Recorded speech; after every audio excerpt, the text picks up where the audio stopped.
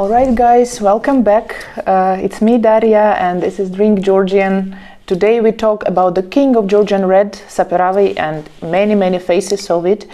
Actually, in Georgia there are 25 officially established appellations, so PDO, protected designations of origin, and out of 25, at least 7, or to be honest, at the moment already 9 include Saperavi. I will explain it a bit later.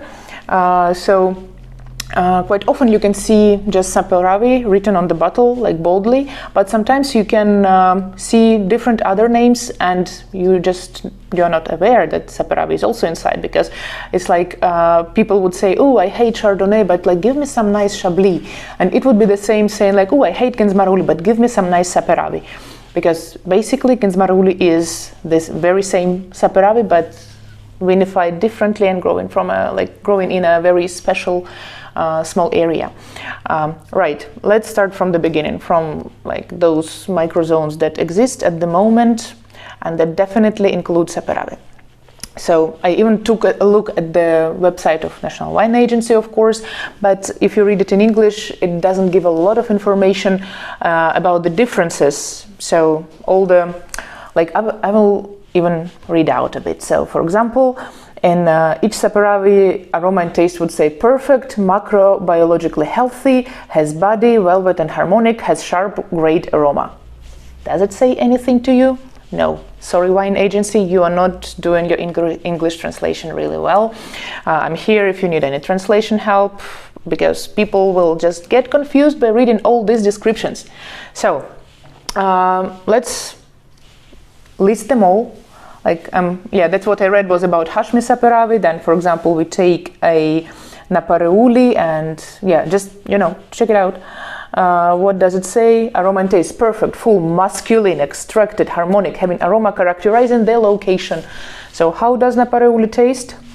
I don't know, to me it tastes like one of the biggest hangovers I had in my life in Chateau Napareuli. Cuba High. It's not an advertisement, but it was a really fun time over there. And to me, Napareuli tastes like this, not like a fine wine from Napareuli should taste like, probably according to the National Wine Agency. So, well, jokes aside, let's finally list those microzones featuring Saperavi, alphabet-wise. Achasheni, Achoebi, Kvareli, Kinzmarauli, Hashmi, Mukuzani, Napareuli. Those are definitely Saperavi. Also now Tsinandali is back to red.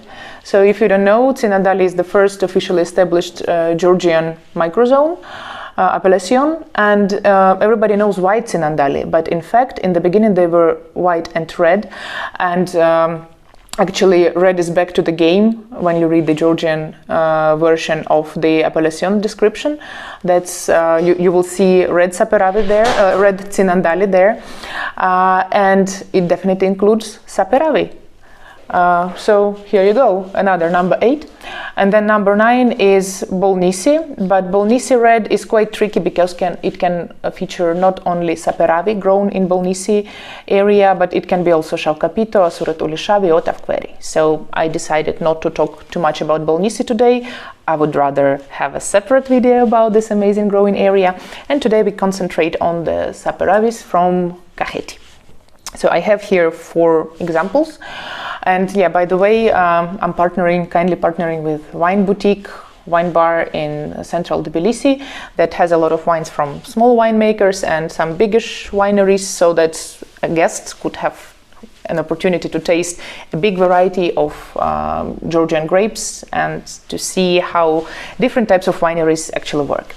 So they had 4 types of Saperavi I needed out of 9. They didn't have big ones that are rarely used, like Kvareli, for example. So Kvareli, obviously, it's the growing area around Kvareli town. But Kinzmarauli, for example, is also located next to Kvareli. But this microzone is much smaller. Basically it's used for semi-sweet wines, while Kvareli is a dry wine, and it's obligatory to use the oak there, to age it in oak. But let's start from Mukuzani, because Mukuzani is usually one of the finest Saperavis you can taste. So Mukuzani should be grown in Mukuzani growing area. There is the village called Mukuzani, but it also includes the other ones, like also Akhasheni. Let me just read it to you. Thank you, wine agency. So Chumlaki, Akhasheni, Zegaani, Mukuzani, Velisiche, Vazisubani, Shashiani, Kalauri, Vachnadziani, Kahipari. So it's like also quite a small one, but I should warn you that recently, for the commercial purposes, so that more people would use the brand Mukuzani, the growing areas are actually getting expanded. But mostly it's ripe Saperavi grape, no less than 19% sugar, collected in that area. Then transported in small boxes to the winemaking site, and it's only allowed to vinify all these wines from protected designation of origin in Kakheti and bottle them in Georgia. So if you see that your Mukuzani or Kindzmarauli was bottled somewhere else, then it's probably a fake. So Mukuzani should be oaked. So if you taste fine oaky notes and have this amazing big body and very fine velvety tannins, it will definitely be a Mukuzani type of Saperavi, so Saperavi grown there. And if you're looking for nice oaky wine but without very invasive oak, Mukuzani can be a really good option for you. Then, so Hashmi Saperavi is also called the Blood of Giants, is a big, bold wine from Hashmi growing area, which is outer Kakheti. So when you drive from Tbilisi, you don't take the Gombori road, you continue like to this outer Kakheti, Gare Kakheti road. And Hashmi will be on the slopes of Tsiv Gombori range, of like these little mountains. And the herbal notes in this wine, like medical herbs or licorice or black pepper, would give you a hint that it's actually coming from Hashmi. And it shouldn't be obligatory in the oak, so it can be just like big, broad, very harsh tannins sometimes.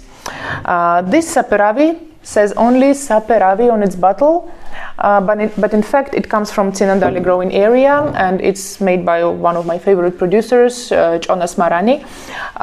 It's a small producers. you know, I have a kind of soft spot for soft producers, for small producers, and this is quite an elegant Saperavi made in Kvebri. So it would actually not classify for Tsinandali, because Tsinandali is the kind of European, so the classical production method, so stainless steel and or barrel. But it shouldn't involve Kvebri. That's why it says Saperavi, even though it grew in Tsinandali area. I showed it to you just, to kind of give you the information about the difference in growing methods and in labeling. So it doesn't say Tsinandali red, it says Saperavi, even though it comes from there. And the last but not the least, Kindzmarauli, again the favorite and darling of people coming from the post-Soviet countries. It's grown on the side of Kareli, close to the mountains, nearby River Chelty. It's very special and commercially successful microzone. That's why also its borders are getting a bit expanded, so that more producers could use the name Kindzmarauli for this. But the peculiarity of this one is that this wine is vinified in a special way, so they stop the fermentation in stainless steel when some residual sugar is still there. So the sugar is not fermented till the end, not sugar that be sure that nobody's standing there with a bucket of sugar.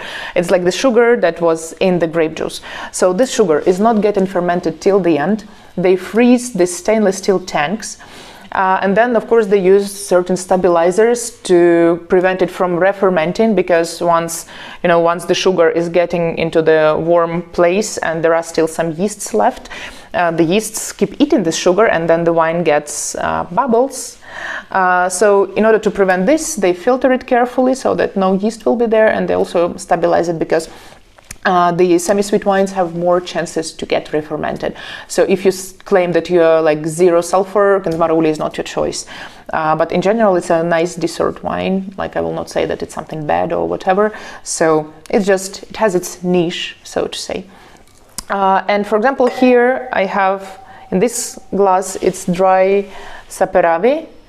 And it has a large body and has quite a lot of alcohol. And in this case, it's a Kindzmarauli that has more sugar and more subtle body. And on the nose, I could definitely tell that it's like more like raspberry jam, and like also, yeah, some in general some dark berry jam or like cooked berries. And in this case, it's also a bit of actually oaky notes. I wasn't sure if this producer used oak, but most probably yes. It's has big broad tannins, but very rounded by oak. And in case of Kinzmarauli, it's the tannins are much lower, and it's like more fruit forward. So in this case, yeah, big broad tannins, a very gastronomic wine, would be a great companion for like heavy meaty dishes, of course. But I would say that one glass of this and the cheese assortment would also work together pretty well. Maybe a fireplace too. Now like winter is coming, it's October in Georgia when I'm recording this, and I think it actually would work really well together. And Kinzmarauli can be also a standalone wine. Instead of the desserts, like yeah, as a part of your diet, you can use a glass of Kinzmarauli instead of a cake, for example. Kinzmarauli and a cake is not a good idea actually, because they would rather kill each other by sweetness, and you will not enjoy neither nor. So I would say that Kinzmarauli would actually need something, yeah, something different, like some light dishes. Or some not sweet dessert, something like cream based, for example. Yeah, otherwise, out of those wines represented here, I would rather pick either Saperavi from Tsinandali made in Kvevri, or Mukuzani for this fine, very like elegant notes of oak, and like this light vanilla notes. But what I like about Mukuzani, that it's usually not too invasive, so you can still taste the Saperavi and appreciate it. And also, like last but not the least, unfortunately we don't have it here, but Saperavi is the only Georgian grape variety that has its own glass by Riedel company, and it's kind of outstanding for such a small winemaking country as Georgia. So you know, like many glasses like Burgundy and Bordeaux would have their glasses, and yeah, and Saperavi got its own. Unfortunately, there are not so many places to drink Saperavi from Saperavi glass. Last time I saw it and tasted Saperavi from it was in Hetsuriani Sommelier School, where I studied for WSET. But I hope that it will find the way to more and more restaurants and wine bars, and you will be able to appreciate Saperavi from the proper glass as well. Right, please give me your feedback, maybe your wishes, what you want to talk about later, and stay safe and drink Georgian. Cheers, Kage Marchas.